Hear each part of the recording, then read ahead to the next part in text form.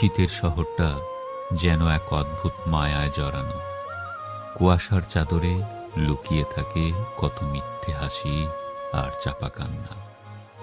অপূর্ণতার গল্পগুলো বাতাসে ভেসে বেড়ায়, আর সেই সব গল্পের মাঝে তুমিই থেকে যাও, একটু ছোঁয়া হয়ে, একটুখানি উষ্ণতা হয়ে, ভালোবাসার আদরে।